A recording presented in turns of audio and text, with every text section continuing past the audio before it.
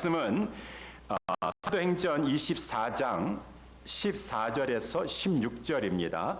제가 가지고 있는 성경책 신약성경 231면 사도행전 24장 14절에서 16절까지 우리 다 같이 찾으셔서 저와 여러분들이 한 절씩 하나님 말씀, 오늘은 제가 혼자 읽지 않고 우리 세 절밖에 안 되니까 제가 한 절 읽고 여러분 한 절 읽고 우리 다 같이 마지막 16절을 읽으면서 하나님 말씀 교독하도록 하겠습니다. 그러나 이것을 당신께 고백하리이다. 나는 저희가 이단이라 하는 돌을 쫓아 조상의 하나님을 섬기고 율법과 및 선지자들의 글에 기록된 것을 다 믿으며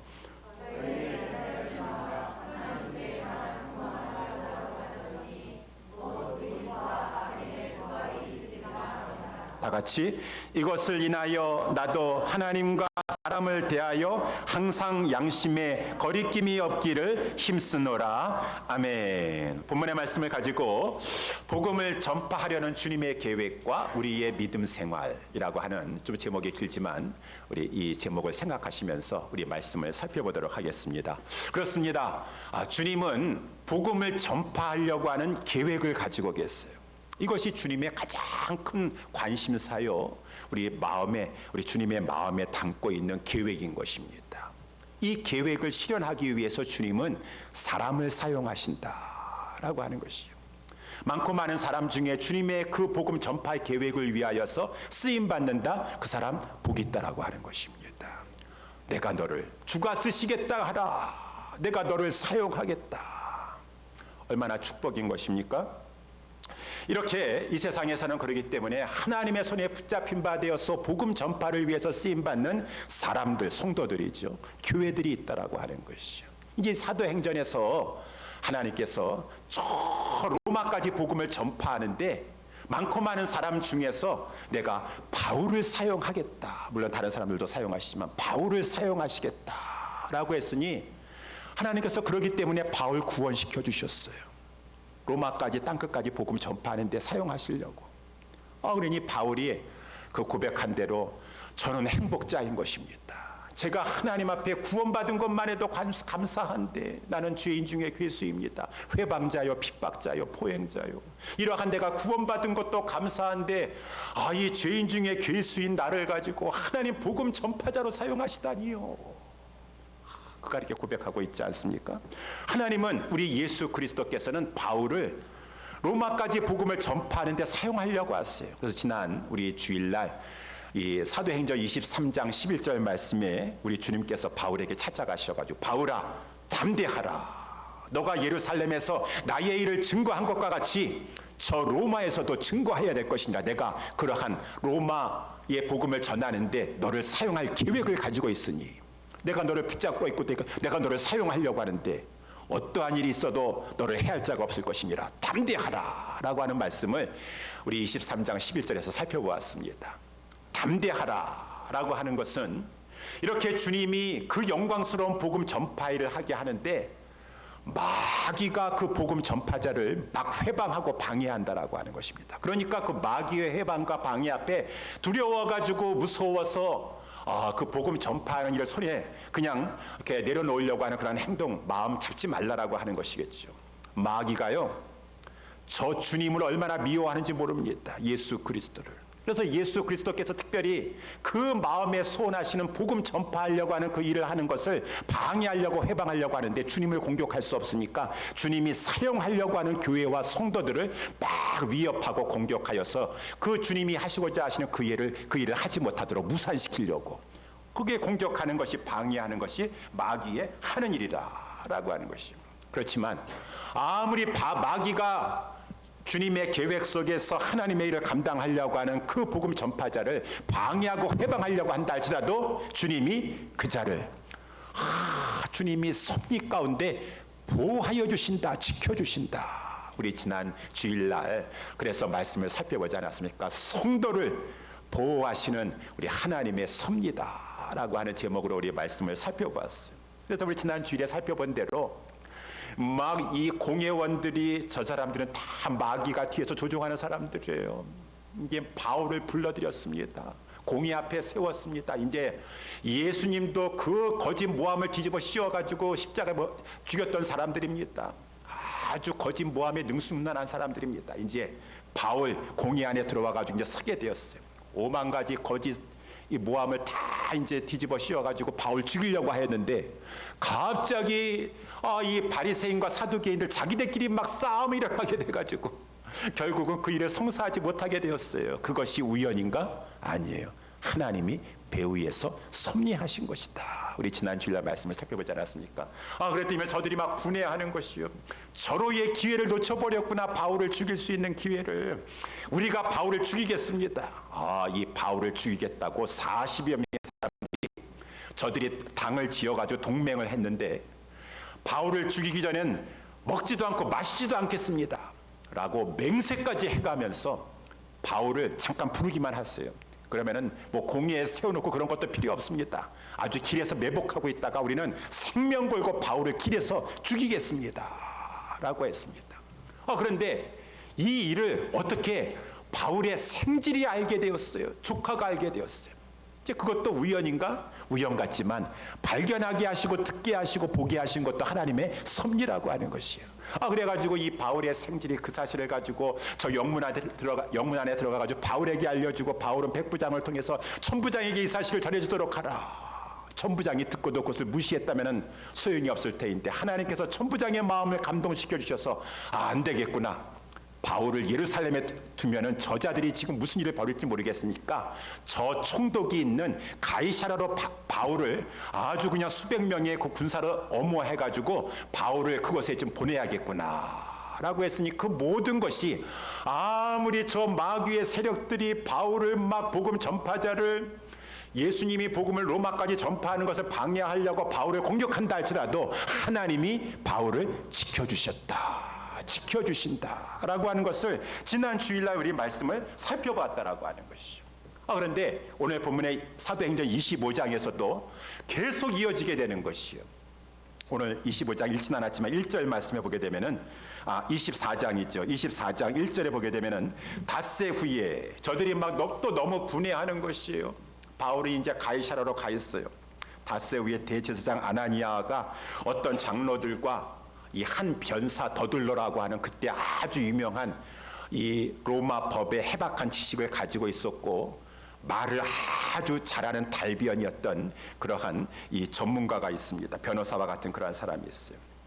더둘러라고 하는 그러한 변호사를 아주 그냥 고액의 변호사를 고용을 해가지고 이제 총독이 찾아가서 바울을 고소한 것이었습니다.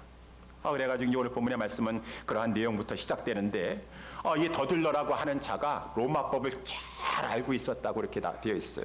그리고 막 이 말을 잘하니까 헬라 말도 잘하고 로마 말도 잘하고 막 그러니까 저를 이제 그 로마 총독 앞에서 막 바울을 고소하는 것입니다. 3절서부터 보니까 벨리스 각하여 이제 처음에는 막 이 벨리스가 원래 악한 총독이었었어요. 부패한 총독이었었어요. 그래가지고 유대인들이 여러 가지 원망과 불평이 많이 했는데도 불구하고 이 마귀의 사람들은 거짓말 하는데 아주 능수능란합니다. 그러니까 하는 말이 벨리스 각하여 우리가 당신을 힘입어 태평을 누리고 또 이 민족이 당신의 성견을 인하여 여러 가지로 개량된 것을 우리가 어느 모양으로나 어느 곳에서나 감사무지하옵나이다. 할 말이 많이 있지만 당신의 공덕에 대해서 할 말이 많이 있지만 시간이 아까우니까 더 이상 당신을 괴롭게 할 수가 없고 이게 아주 이렇게 아첨을 하는 것이죠. 우리가 대강 여짜옵나니 관용하여 주시기 바랍니다. 본론에 들어가는 것입니다. 벨리스 각하여 이 사람은 연병입니다 라고 바울을 항해하는 것이죠. 이 사람은 연병입니다. 연병이라는 것은 전염병을 일으키는 사람이라는 전염병이라는 것입니다. 저자는 전염병과 같은 사람이랬어. 많은 사람을 전염들게 만드는 그러한 장본인인 것입니다. 지금 이 로마 제국에 흩어져 살고 있는 유대인들이 한 400만 된다고 하는데 400만 명 되는데 저가 그저 온데간데 다 돌아다니면서 많은 사람에게 전염을 시켜가지고 지금 소요가 일어나서 괴롭게 우리 유대인들이 살 수가 없으니 400만이나 되는 이 유대인들이 로마 각지에서 흩어져 살고 있는데 이것은 또한 이 로마 제국을 소동시키는 그러한 자가 아니겠습니까? 유다 사회뿐만 아니라 로마 제국도 이렇게 전염시키면서 로마 제국의 질서를 문란하게 하고 소동케 하는 그러한 자인 것입니다 라고 하면서 막 이렇게 선전하는 거예요. 저는 이단의 괴수입니다. 이단입니다. 이단. 성전에 들어가서 성전을 더럽히질 않나. 우리가 현장에서 체포해가지고 지금 저자를 잡아서 이렇게 고소하는 것이오니 다 신문에 보시면 알 수 있을 것입니다 라고 이렇게 막 하는 것이에요. 이때 벨리스 이 총독이 저가 이렇게 부패한 총독이었지만 그래도 바울이 로마 시민권을 가지고 있어서 그런지 저들 말만 듣는 것이 아니라 바울에게 발언할 기회를 주었어요. 그러니까 바울이 10절에 말씀해 보니까 이제 총독에게 머리를 이제 재판장이니까 머리를 피하여 예의를 갖추고 당신이 여러 해 전부터 이 민족의 재판장이 된 것을 내가 알고 있습니다. 그리고 저에게 변론할 기회를 주셔서 제가 기쁘게 변론하도록 하겠습니다. 라고 하는 것처럼 이제 11절에서부터 보니까 당신이 조사하면 다 알 수 있습니다. 제가 무슨 소란을 피웠다라고 하는 것입니까? 저는 여기 온 지 이틀밖에 되지 아니하였습니다. 무슨 소란을 피우고 뭐 할 그런 시간적으로도 충분하지가 않습니다. 그리고 저는 이제 쭉 그렇게 말씀해주고 이제 17절에 보니까 저는 예루살렘에 이번에 이렇게 오순절을 맞이해서 특별히 온 것은 이 예배를 드리려고 온 것이었고 그것과 아울러 이 민족이 지금 흉년이 들어가지고 어려운 사람들이 많이 있으니까 구제하려고 구제의 물질을 가지고 온 것이었습니다. 그리고 저는 성전에 들어가서 무슨 소동 같은 거 일으키지 않았습니다. 우리 지난번에 말씀 살펴본 대로 서원하는 자가 있어가지고 머리 깎는 비용 대고 서원 결례를 지키면서 모든 것은 율법을 존중하여 그렇게 성전에서 조용히 예배드리고 있었습니다. 그랬는데 어떤 유대인들이 아시아에서부터 와가지고 저들이 나를 모함했습니다. 내가 뭐 가는 곳마다 해가지고 율법을 회방한다고 하고 성전을 더럽혔다라고 저렇게 거짓 선전을 해가지고 성전 안에 있던 사람들을 선동시켜서 많은 무리들로 하여금 저를 충돌하게 만든 것입니다. 저는 아무 일도 하지 않았고 저들이 잡아가가지고 나를 세웠을 때에도 저는 저들이 믿고 있는 부활에 대해서 증거했을 뿐인 것입니다. 라고 하면서 바울이 이렇게 이제 얘기했어요. 그 저를 막 모함하고 선동했던 그 사람들 왜 여기 오지 않았습니까? 그들이 아시아에서 내가 무슨 율법을 회방하고 했다라고 거짓 선동하는데 왜 여기 참석하지 않고 저 사람들은 왜 데리고 오지 않았습니까? 법정에 와가지고 거짓 증거하다가 발각되면은 저 사람들 다 책임이 있습니까? 그 사람들 여기 오지 않는 것만 해도 이상한 거 아니겠습니까? 라고 하면서 이렇게 바울이 이제 빌렉스에게 얘기했다라고 하는 것이요. 벨릭스가 그 얘기를 다 듣고 나서 아무리 더둘로가 달병가고 바울은 좀 언어에 이렇게 좀 어눌하다고 할지라도 척 보면 알 수 있는 것이에요. 부패한 총독이라고 할지라도. 그리고 이 자가 이 부활의 도에 대해서 잘 알고 있었어요. 아니 지난번에도 공예 때 되었지만은 바리새인들은 그래도 죽은 자의 부활을 믿는다면서요. 사두개인이 안 믿어서 그렇지. 그러니까 이 문제는 저들 안에서도 서로 해석이 다른 그러한 종교적인 문제인 것이지 이것이 무슨 정치적인 문제가 아닌 것이에요. 그러니 로마법을 가지고 여기에 무슨 형을 내리고 그럴 것도 없는 것입니다. 그래서 이 벨리스 총독은 다 이 얘기를 듣고 나서 바울은 죄가 없다라는 것을 알고 있었습니다. 그런데 부패한 총독이기 때문에 바울 무죄라고 하면서 결론 내리면은 저 사람들 또 그냥 자기를 거스렸다고 해서 얼마나 또 이 여론전을 필겠습니까? 그러니까 무죄라고 판단은 내리지 못하고 이제 22절에 보니까 벨릭스가 이 도에 관한 것을 더 자세히 아는 거로 재판을 연기하였어요. 천부장이 와서 좀 얘기를 더 들어봐야 되겠다라고 하면서 이 재판을 나중에 연기하면서 23절에 보니까 백부장을 명하여 바울을 감금시켜라. 그렇지만 감옥에 아주 그냥 쇠사슬에 묶는 것이 아니라 자유를 줘가지고 마치 가택에 연금되는 것처럼 로마 군사의 보호를 받으면서 바울은 거기 안에서 자유롭게 친구도 만날 수 있고 면회 오는 사람도 만날 수 있고 여러 사람들이 수종 드는 것도 다 받을 수 있으면서 거기서 복음을 전하게 하여 주셨으니 이 모든 것이 하나님이 하신 일이다. 그래서 바울은 여러분 보기에는 이렇게 감금되어 있는 것 같지만 거기에 있으면서 이제 막 많은 찾아오는 사람들에게 복음을 전하게 되었고 신변의 안전은 딱 보장돼 있어요.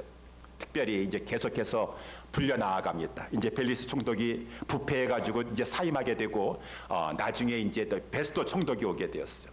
벨리스 총독, 베스도 총독, 아그리빠 왕, 고관 대작들 앞에 끌려가가지고 복음을 전파하게 되었어요. 이런 걸 봤었을 때는 사도행전을 보면서 이야, 우리 주님 기가 막히시구나. 마태복음에도 우리 주님이 말씀하시기를, 마태복음 10장 18절에, 마가복음 13장 9절에 또 너희가 나를 인하여 총독들과 임금들 앞에 끌려가리니 이는 저희와 이방인들에게 증거가 되게 하려 하심이니라 라고 우리 예수님께서 이미 예언하신 대로 총독들과 이방인들에게, 많은 고관 대작들에게 바울이 끌려가서 저 사람들은 복음을 듣지 못했어요.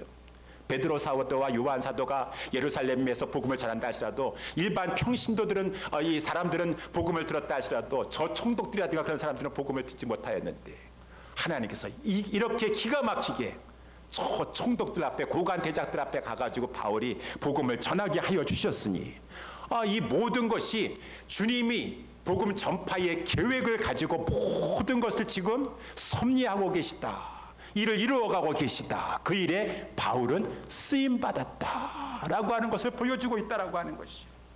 옛날만 그런 것인가요? 아니에요.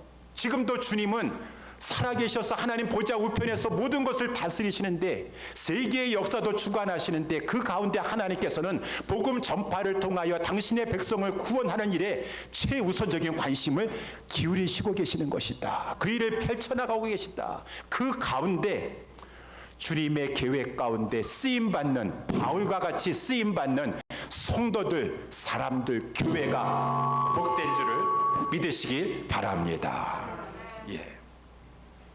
제가 너무 열정했던 것 같아요. 그럼 막 이 마이크가 막 이렇게 이상한 소리를 냈는데, 여러분, 그래서 주님이 막 계획하시고 주님이 이뤄 나아가시는 일에 이 세상 마귀가 막 그렇게 싫어합니다.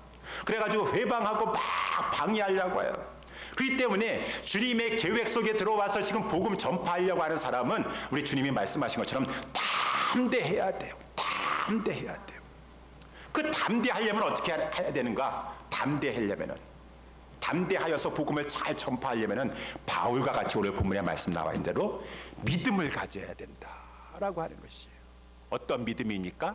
하나님을 믿는 믿음인 것입니다. 그래서 오늘 본문의 말씀 이제 들어가서 14절 말씀을 보도록 하겠습니다. 14절 말씀에 보면, 그러나 이것을 당신께 고백하리이다. 바울이 이제 벨리스 총독 앞에서 자기를 신앙을 이제 고백하는 것이요. 나는 저희가 이단이라고 하는 돌을 쫓아, 저희가 나를 이단이라고 하고 있지만 저희들하고 똑같습니다. 유대인들이 하나님을 섬기는 것처럼 나도 하나님을 섬깁니다. 우리 조상이 하나님을 섬깁니다 라고 하는 것이에요. 여러분, 우리 모두는 다 구약 성경에 아브라함도 그렇고 모세도 그렇고 다윗도 그렇고 엘리야도 그렇고 다 섬겼던 그 여호와 하나님을 섬기고 있어요. 이 조상이 하나님을 섬기는데 믿음을 가지고 섬긴다라고 하는 것입니다. 그래서 여러분, 우리 믿음의 조상들이, 믿음의 선진들이 다 믿음을 가지고 하나님 이 땅에서 섬기다가 그 하나님이 어떠한 분이신가를 그 믿음을 통해서 깨달아 알고 증거를 얻었다라고 특별히 믿음의 선진들에 대해서 말씀해 주고 있는 히브리서 11장에 말씀해 주고 있지 않습니까? 그래서 히브리서 11장에 보게 되면은 믿음은 바라는 것들의 실상이요 보이지 아니하는 것들의 증거이니 선진들이 이로써라고 하는 그 믿음으로써 증거를 얻었느니라. 우리 믿음의 조상들이, 선진들이 믿음을 가지고 믿음대로 생활하다가 믿음대로 나아가다가 하나님이 정말 살아계시는구나, 하나님이 전능하시구나 라는 것을 가만히 있었을 때 몰라요. 아까 우리 찬양한 것처럼 깊은 데 가서 그물을 던져라 라고 해서 그 말씀에 순종해서 실행을 해보았더니 증거를 얻었다라는 것이, 이 예수가 보통 분이 아니시구나, 모든 것을 주관하시는 이 만유의 주제자르구나 라는 것을 믿음을 가지고 순종하였을 때 증거를 얻었느니라. 그래서 우리 믿음의 조상들이 히브리서 11장에 많은 믿음의 조상들이 나오지만 특별히 우리의 조상이라고 하는 아브라함이 그렇지 않았습니까? 우리 모든 조상들은 다 믿음으로 생활했어요. 믿음으로 살았어요. 갈대아 우리에 살아 있었는데 하나님께서 찾아오셨어. 아브라함아, 너는 너의 본토 친척 아비 집을 떠나 내가 너에게 지시하는 곳으로 가라. 그때 누가 자기 지금 살고 있는 이 편안하고 이 적응되어 있고 다 그런 안락한 곳을 떠나서 다른 곳에 가겠습니까? 어디 가는지도 알지도 못하는 곳에. 근데 우리 히브리서 11장에 보니까 아브라함은 부르심을 받았을 때에 갈 바를 알지도 못하면서도 불구하고 오직 하나님만 믿음으로 나아갔다. 그런데 하나님께서 어떻게 됐냐? 아브라함이 그러다가 그냥 갈 바를 알지 못해 나아가서 무모하게 하나님 따라갔다가 고생하다가 죽었다 그렇게 돼 있습니까? 그렇지 아니고 하나님께서 저 축복의 땅, 약속의 땅으로 그를 들이시면서 하나님께서 그를 통해서 위대한 하나님의 백성들을 이렇게 세우는 데 쓰임받게 되었다. 특별히 아브라함은 하나님께서 시험을 하셨다. 시험이라고 하는 것은 너희의 독자 이삭이라도 바칠 수가 있느냐. 그때 아브라함은 하나님의 테스트, 그 시험에 믿음으로 대응하였다라고 하는 것이요. 그래서 그 독자 이삭, 그 하나밖에 없는 백세에 얻은 아들이라 할지라도 믿음을 가졌다라는 것이요. 능히 죽은 자 가운데서도 하나님께서 살리시리라. 하나님은 선하신 하나님이시고 전능하신 하나님이신데 나에게 주신 이 아들 그냥 죽어서 나 비참한 지경에 떨어지게 하지 않을 것이니라. 하나님은 나의 믿음을 보시려고 하는 것이니 주신 이도 여호와신데 취하실 이도 여호와시 아니겠는가. 아브라함은 믿음을 가지고 액션을 취했다라는 것이죠. 하나님은 선하시다. 하나님은 전능하시다. 내가 이 아들을 제물로 바쳐도 하나님은 능히 이를 살려주실 것이니라 라고 하면서 그 아브라함이 이 죽은 자가 능히 살 수 있을 것을 부활의 믿음을 가지고 하나님 앞에 드렸다가 하나님 앞에 도로 받았느니라. 우리 믿음의 조상 아브라함도 믿음을 가지고 살았어요. 믿음을. 이 모세도 마찬가지. 한 명을 더 예를 들면 모세도 마찬가지 아니겠습니까? 히브리서의 말씀에 나와 있는 것처럼 그는 바로 공주의 아들이라 칭함받고 공주의 아들, 세계 최대의 나라에서 공주의 아들이 되어가지고 잠시 이 세상에서 누리는 낭만을 가지고 그저 목표로 삼지 아니하고 저는 믿음을 가지고 하나님의 백성과 함께 이 고난받기를 선택하였는데 그것은 저가 믿음을 가지고 있어서 상 주시는 이심을 바라봄이었더라 라고 하는 것이요. 그래서 모세는 하나님의 말씀 앞에 믿음으로 반응하여서 내가 궁궐에서 그저 우상이나 섬기어서 이렇게 사는 인생 나는 원치 아니한다. 하나님의 백성과 함께 고난받으면서도 하나님을 섬기는 일에 참여하리라고 했을 때 많은 믿음에 따른 증거를 얻게 되어서 얼마나 하나님이 전능하시고 위대하신가를 기적을 맛보게 되었습니까? 그 가운데 특별히 우리 홍해가 눈앞에 있었는데 하나님께서 홍해를 갈라주셔서 홍해를 육지같이 건너게 되었느니라. 믿음으로 말미암아. 그래서 나중에 출애굽기 15장에 보게 되면은 이 홍해를 건넌 다음에 모세가 노래를 하는데 찬양을 하는데 여호와는 용사이시도다. 여호와는 나의 힘이시요 나의 노래이시요 나의 구원이시로다. 여호와는 용사이시니 여호와는 그 이름이시로다. 자존자요 위대하신 전능하신 분이시요 구원자가 되시도다 라고 하는 것을 증거를 보면서 찬양하지 아니하였던가. 그러면서 오늘 본문에 나와 있는 대로 빌리스 총독 앞에 많은 사람들 앞에서 나도 조상의 하나님을 믿음으로 섬기는 자입니다. 여러분, 아브라함의 하나님이 나의 하나님이시고 모세의 하나님이 나의 하나님이시고 엘리야의 하나님이 나의 하나님이시라는 것을 정말 믿고 나도 그 하나님 동일하게 믿음으로 섬기고 나아가는 그러한 자에게는 하나님이 주시는 담대함이 있다. 믿음으로 말미암은 담대함이 있어요. 그래서 우리는 믿음을 가지기 위해서 하나님의 말씀을 보면서도 이 조상의 하나님, 이 아브라함의 하나님, 모세의 하나님, 다윗의 하나님, 엘리야의 갈매산 위에서의 그 하나님은 나의 하나님이십니다 라고 하면서 우리도 그 성경을 통해서 하나님을 보면서 우리의 믿음을 담대하게 가지게 된다라고 하는 것이에요. 두 번째, 거기 나와 있는 대로 율법과 및 선지자들의 글에 기록된 것을 나는 다 믿고 있습니다. 그 당시에 율법과 선지자는 성경을 말해주고 있는 구약 성경을 한마디로 율법과 선지자들에 관한 것이죠. 우리 모세오경서부터 시작해서 많은 대선지서, 소선지서가 많은 것을 말씀해 주고 있지만 예수님은 말씀하셨어요. 이것 나에 대해서 말하는 것이니라. 그래서 우리 요한복음 5장 39절에 너희가 성경에서 영생을 얻고자 성경을 상고하거니와 이 성경이 곧 나에 대해서 말하는 것이니라 라고 이렇게 말씀해 주셨다는 것입니다. 그래요. 우리 율법과 선지서는 다 궁극적으로 오실 메시아에 대해서 말씀해 주시는 것이고 그분은 예수 그리스도이셨어요.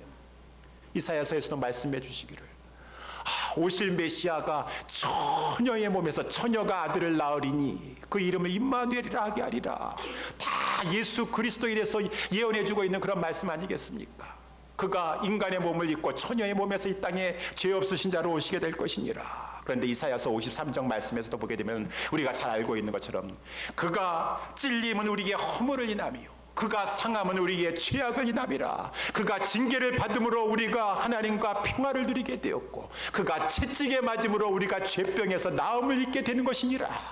오실 메시아가 속죄의 제물 화목 제물이 되어주실 것을 율법과 선지자는 다 오실 메시아 예수 그리스도에 대해서 예언해 주고 있는 것이에요. 또한 그 율법과 선지자가 이렇게 우리 주님께서 우리를 위해서 대속의 죽음을 죽어주실 것을 예언하는 것뿐만 아니라 부활에 대해서도 예언해 주시고 있었어. 우리 특별히 지난번에도 말씀을 살펴봤지만 시편 2편의 말씀, 하나님께서 다윗의 입을 통하여서 너는 내 아들이라 오늘날 내가 너를 낳았도다 라고 하는 이 말은 부활에 대한 말씀이라고 하였습니다. 다윗이 광야에서 그렇게 방황하고 고생했지만 하나님 살아계셔요.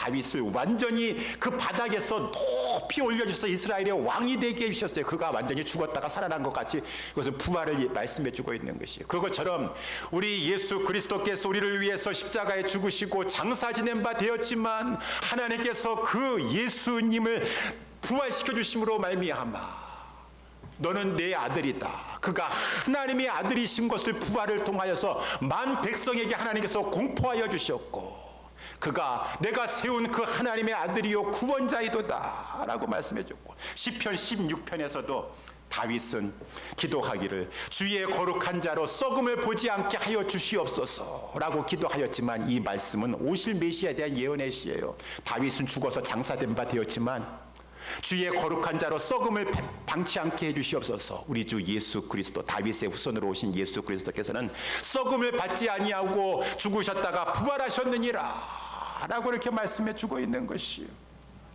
그래서 이 유대인들도 성경을 제대로 알고 있다 그러면은 다 모든 것은 하나님께서 메시아를 보내셔서 그분이 우리를 위해서 죄를 위해서 십자가에 죽으신 것과 썩지 아니하고 다시 살으셔서 부활하실 것을 다 믿을 수가 있는 것인데 오늘 본문의 말씀에도 보니까 바울이 하는 말에 15절 말씀을 보도록 하겠습니다. 저희라는 것은 유대인들도 다 기다리고 있지 않습니까? 하나님을 향한 소망을 저들이 나도 그렇습니다. 저보고 이단이라고 다르다고 하는데 똑같습니다. 하나님 조상들이 하나님 섬기고 있습니다.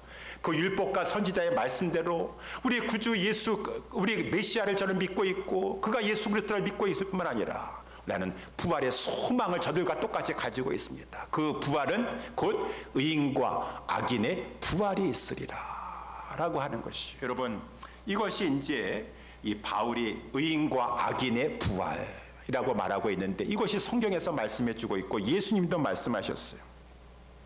예수님도 요한복음 5장 28절 29절에 보게 되면은 이를 기이 여기지 말라.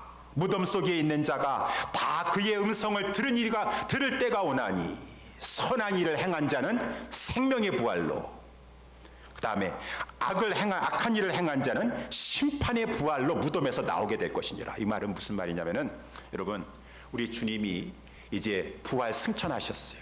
때가 되면 우리 주님은 다시 오실 것이라고 하는 것입니다. 아까 우리 찬송할 때 주 오시면 천국에서 영원히 살리라 주님과 함께. 물론 우리 죽으면은 천국에 가야 돼요.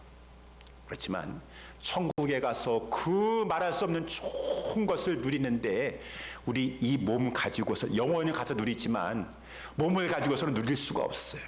혈과 육은 하나님의 그 영광스러운 기업을 받을 수가 없어서 우리는 이 썩을 몸, 약한 몸, 이 죄된 몸은 죽고 우리 주님이 이 세상에 이제 오셔서 이제 모든 사람을 부활시키시는데 모든 사람 예수 믿다가 선한 일을 힘쓰다가 죽은 사람도 부활하게 될 것이고 예수 믿지 아니하고 죄 문제 해결받지 아니하고 악한 일만 하다가 죽은 사람도 부활하게 될 것인데 그 악한 일만 행한 사람은 심판의 부활이 돼가지고 백보자 심판대 앞에 가서 심판받고 정죄받고 영원한 불못에 그 부활된 몸을 가지고 불꽃 가운데 고민하며 영원히 살게 될 것이고, 의인은 우리 주님께서 재림하실 때가 있다라고 하는 것입니다. 성경은 그것을 말씀해주고 있어요. 고린도전서 15장에 보니까 형제들아 내가 이것을 말하노니 혈과 육은 하나님 나라를 유업으로 받을 수가 없어서 우리에게 썩지 아니하는 그런 몸을 주실 것이니라. 부활장에서 썩은 것은 썩지 아니할 것을 유업으로 받지 못하느니라. 보라 내가 너희에게 비밀을 말하노니 우리가 다 무덤 속에 가서 잠잘 것이 아니요 마지막 나팔 순간에 호련히 다 변화하게 될 것이니라. 나팔 소리가 나매 죽은 자들이 다 일어나게 될 것인데, 우리 예수 안에서 예수님 믿고 믿음으로 말미암아 의의 열매, 선한 열매를 맺힌 그러한 자들은 썩을 것을 입지 아니하고 이제 썩지 아니할 것을 입고 저 영원한 천국의 기업 썩지 아니할 것을 이제 하나님 안에서 주님과 함께 영원히 누리게 될 것이니라 라고 말씀해주고 있고, 데살로니가 4장에서도 보면은 주 강림하실 때 주께서 호령과 천사장의 소리로 하나님의 나팔 소리와 함께 친히 하늘로부터 이곳에 강림하실 것인데, 그리스도 안에서 죽은 자들이 다 일어나게 될 것이요 그 위에 예수님 주님 재림하실 때 살아남는 자들도 다 주님과 함께 이 구름 속에 들려 올라가서 영원히 주님과 함께 거하게 될 것이니라 라고 말씀해주고 있어요. 이렇게 주님이 재림하실 때에 부활이 있어요. 의인의 부활, 악인의 부활이 있어요. 예수님 말씀하신 대로 선한 일을 행한 자는 생명의 부활로, 악한 일을 행한 자는 악인의 부활로 다 살아나게 될 것이니라 라고 이렇게 됐어요. 그러면은 선한 일을 행한 자는, 그러면은 믿음으로 구원받는 것이 아니라 행함으로 구원받는 것입니까? 그런 말이 아니라 선한 일을 행한 자는 생명의 부활로 부활하게 될 것이니라 라고 하는 말은, 예수 믿은 사람은 행함이 따라오게 돼 있어요. 정말 좋은 나무는 좋은 열매를 맺게 돼 있다고 예수님 말씀하셨어요. 진정한 예수 그리스도를 믿어서 구원받은 사람은 선한 일에 열심하게 돼 있는 열매를 맺게 돼 있어요. 선한 일 중에 선한 일이 무슨 일입니까? 우리 주님이 그토록 염원하시는 복음 전파하는 일이 선한 일 중에 선한 일이라고 하는 것입니다. 나는 구원받았어요. 예수 믿게 되었어요. 나는 의인이 되었습니다. 죄인인데 의인이 되었는데, 그런데 나는 전도하기는 싫습니다. 진짜 의인 되셨어요? 의인 되셨으면 말로만 의인인 줄 아는 것이 아니라 행함으로 그 나무를 알 수가 있는 것이고, 그 열매로 그 나무를 알 수가 있는 것인데, 정말 죄인인데 예수 그리스도의 구속으로 말미암아 의인이 되었으면 선한 일을 소원하게 되는 것이고, 선한 일로 말미암아 생명의 부활을 하게 되는 것이니, 그래서 이제 우리 이러한 말씀을 가지고 우리 이 말씀에 의거하여서 우리 모든 성도들은 믿음을 가지고 있습니까? 믿음의 열매 여러 가지 많이 있겠지만 그 중에 빼놓을 수 없는 것이 하나님 주님께서 최후의 지상명령으로 맡겨주신, 이 주님께서 그렇게 염원하시는 이 복음을 전파하는 일을 하게 돼 있다라고 하는 것입니다. 그래서 바울이 그런 것이에요. 바울이 우리 지난번에 말씀 살펴봤지만 예수 믿고 나가지고 다메섹에 가서 그냥 눈이 멀고 있었었는데 주님 말씀하신 대로 아나니아라고 하는 자가 와서 바울아 사울아 주께서 나를 보내셔서 너로 하여금 다시 보게 하신다, 너를 이방인의 그릇으로 삼으신다라고 하면서 안수하여 기도하였을 때 그 눈에서 비늘이 벗어지면서 바울이 어떻게 했습니까? 바울이 음식을 먹고 힘을 얻은 대로 곧바로 회당부터 가가지고 복음을 전했다라고 하는 것이에요. 바울만 그런 것이에요? 그것이 성도라고 하는 것이에요. 눈에 비늘이 벌어져서 영안이 열려지고 이제 내가 거듭났고 라고 한다면은 바울과 같이 스데반 집사와 같이 저 악인의 소굴과 같은 그러한 곳에도 들어가서 복음을 전하게 되는 이 선한 일에 열심하는 친백성이 되는 것이니라. 그러한 자가 우리 주님 부활하였을 때 선한 일을 행한 자는 생명의 부활에 참여하게 되는 것이니라, 영광에 참여하게 되는 것이니라. 그래서 바울이 그런 삶을 살았어요. 여러분, 근데 복음 전파하는 것이 쉬운 것입니까? 쉬운 것이 아니라 바울은 많은 고난을 당했어요. 그래서 그가 고린도전서 15장 19절에도 보게 되면은, 여러분 만일 그리스도 안에서 이 생뿐이면은, 이 생이 전부다고 하면은 저 모든 사람 가운데 가장 불쌍한 사람일 것입니다. 이 생뿐이 한 번밖에 없는 인생을 왜 이렇게 복음 때문에 고생을 하며 살아? 모든 사람 가운데 나와 같이 복음 전도자는 더욱 불쌍한 자리라. 그렇지만 주님이 부활하셨다. 우리는 죽어도 죽는 것이 아니니라. 부활의 영광에 참여한 것이니라. 우리가 선한 일에 가서는 하나님의 상급에 따르는 것이니라. 그래서 저는 때마다 위험을 무릅습니다. 형제들아, 내가 그리스도 예수 우리 주 안에서 가진 바 너희에게 대한 나의 자랑을 두고 단언하노니 나는 날마다 죽노라. 죽을 각오하고 맹수와 마귀하고 싸우려고 내가 범인처럼 에베소에서 맹수로 더불어 싸웠으면 무슨 유익이 있으리요? 일반 세상 사람들처럼 왜 가가지고 죽을 일을 하고 있다라는 거 하는 것입니까? 죽은 자가 다시 살지 못할 것 같으면 내일 죽을 터이니 먹고 마시자 하리라. 그렇지만 우리는 부활이 있습니다. 주님 재림하실 때에 선한 일에 열심하다가 저 생명의 부활에 하나님의 영광에 들어가는 것입니다. 썩지 아니하는 몸을 가지고 영원한 하나님의 썩지 아니할 그 기업을 누리게 될 자들인 것입니다. 그러한 영광에 장차 나타날 이 세상의 것과 좋게 비교할 수 없는 영광을 앞에 두고 있는 살아가는 성도들이요, 왜 이 세상의 전부인 것처럼 하나님이 맡겨주시고 하나님이 그렇게 염원하고 그렇게 귀한 것들을 여러분들은 소원하지 않고 행치 않고 있습니까? 라고 하는 것이, 그래서 우리 고린도서 15장 맨 마지막에 그러므로 내 사랑하는 형제 자매들아, 부활을 정말 믿고 있는가? 그러면은 항상 더욱 주의 일에 열심하도록 하라. 이것은 결단코 너희들의 수고가 헛되지 아니하니라 라고 말씀해 주고 있어요. 이것이 바로 오늘 본문에 우리가 말씀의 제목으로 삼은 것처럼 믿음 생활이라고 하는 것이에요. 믿음 생활이라고 하는 것이 저 아브라함이나 모세나 그러한 믿음의 선진들처럼 하나님을 믿으면서 하나님의 말씀을 통하여 예수 그리스도를 분명히 믿고 그가 나를 위해서 죽으셨습니다. 나를 위해서 부활하셨고 지금 다 하나님 보좌 앞에서 다스리시고 계시고, 우리 예수 주님께서는 특별히 하나님 복음을 전파하기를 원하신다. 나를 사용하기를 원하십니다. 라는 그 믿음을 가지고 부활의 소망 가운데 복음을 전파하는 일에 열심하는 것이 바로 믿음 생활이다 라고 하는 것이. 그래서 오늘 본문에 이제 마지막으로 16절 보게 되면은 이를 인하여 나도 하나님과 사람을 대하여 항상 양심의 거리낌이 없기를 힘쓰노라. 여기 이것을 인하여, 이것이라고 하는 것은 이를 인하여라고 하는 이 말은 부활을 인하여, 나는 부활을 믿기 때문에 하나님과 사람을 대하여 항상 양심의 거리낌이 없기를 힘쓰노라 라고 하는 그런 말씀인 것입니다. 이 말씀은 무엇입니까? 부활을 정말 믿고 있다면서요. 그래서 부활을 믿고 믿음 생활, 복음 전파하는 일을 열심히 하고 있는데 내가 양심에 거리키는 것이 없도록 나는 항상 힘쓰노라. 우리들 가운데 양심 거리키고 살길 원하시는 분들 계십니까? 아유, 참 양심도 없구나. 양심이 어떻게 저렇게 없는가? 양심 없는 목사요, 양심 없는 장로요, 양심 없는 권사요, 양심 없는 성도들이요. 그런 말 듣고 싶습니까? 그 인격적인 모욕이에요. 그런데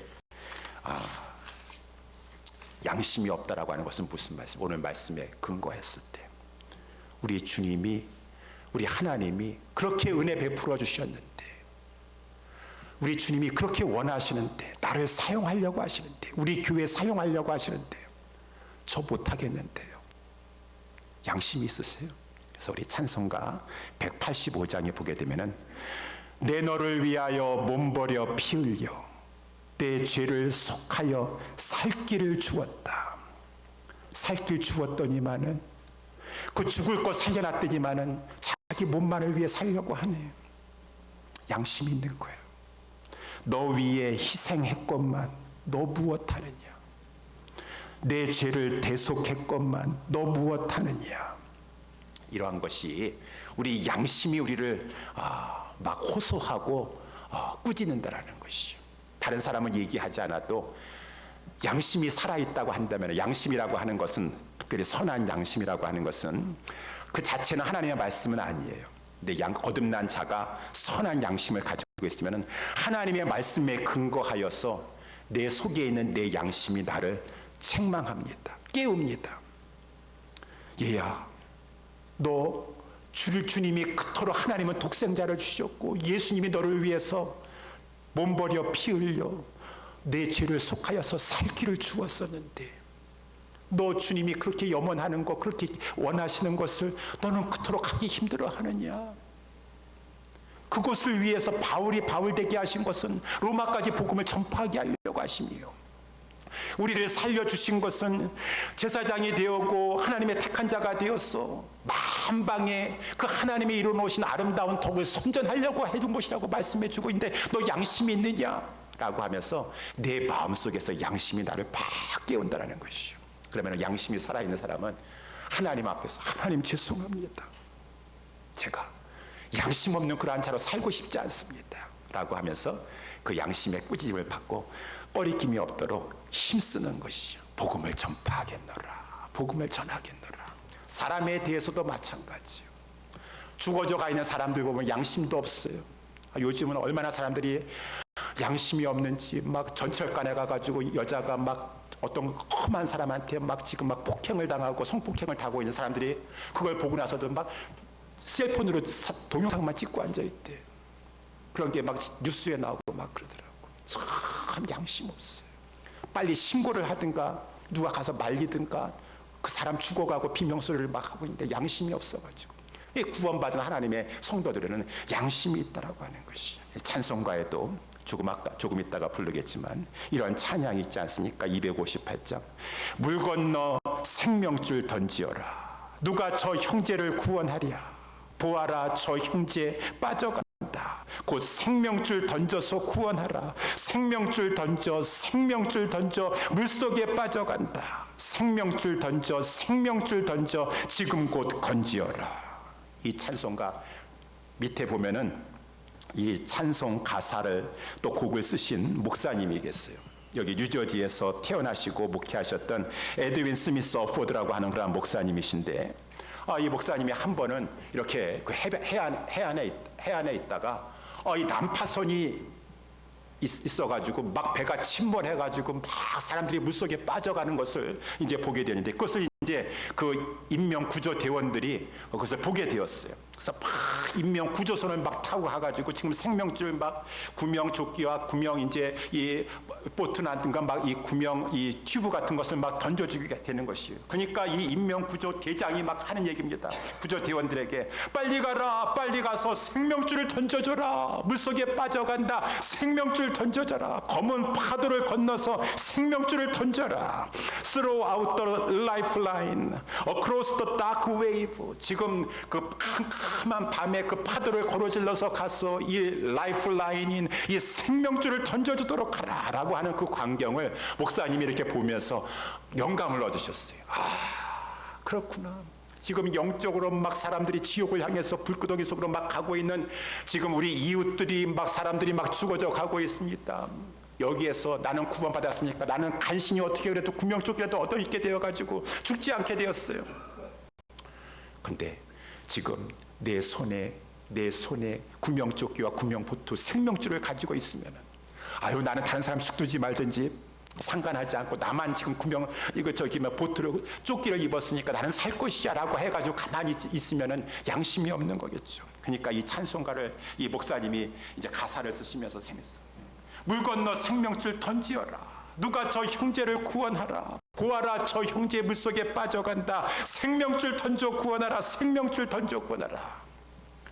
생명줄 던져줬는데도 불구하고 죽고 싶다고 그 생명줄 거부한다면 할 수 없는 거겠지만, 생명줄을 가지고 있는 그러한 사람이라면 생명줄은 던져줘야 될 것이에요. 양심 있는 사람이라고 했다면 양심, 자기만 살겠다고 하는 것이 아니라 생명줄 던져줘라. 생명줄 던져줘라. 이 생명줄 가지고 무슨 어떻게 구원받겠어요? 아니에요. 십자가의 도가, 그 복음이 그 사람들 다 조롱하고 멸시하는 것 같지만 하나님은 그 사람의 보기에 미련한 방법을 통해서 하나님께서는 역사이셔서 그 영혼이 지옥 갈 영혼을 그 하나님께서 구원시켜 주시사 생명의 부활로 영생을 누리게 하려고 하시는데 생명줄을 던져주더라. 생명줄을 던져주도록 하라. 사랑하는 우리 예수사랑교회 성도 여러분들이요, 이것이 우리가 행해야 될 믿음 생활이라고 하는 것입니다. 하나님 섬기면서 우리 주 예수 그리스도의 속죄의 은혜 구속에 감사하면서 주님이 나를 사용하시겠다고 하시니 우리는 그 마귀가 우리를 위협하고 협박하고 방해한다 할지라도 모든 것 다 내려놓고 주님 위에서 순종하며 나아가면 오히려 성경에 보니까 요나는 그 복음을 전파라고 하는 그 사명 내팽개치고 다른 곳으로 방향 바꿔서 가다가 대풍 맞아가지고 하나님 앞에 징계의 채찍을 맞췄었는데 순종하고 가니 하나님 앞에 쓰임받는 복을 누리게 되는데 우리 옛사랑교회 우리 모든 성도들 우리 선한 양심을 가지고 구원받았습니까? 생명의 부활로 하나님께서 우리에게 저 썩지 아니할 영광의 기업을 주시기로 지금 약속받고 살고 있습니까? 감사하면서 우리에게 주신 이 생명줄 가지고 죽어져가는 많은 영혼들에게 던져서 많은 영혼들을 주님 앞에 돌아오게 하는데 쓰임받는 우리 모두가 될 수 있게 되기를 주님의 이름으로 축원합니다. 우리 다 같이 일어나시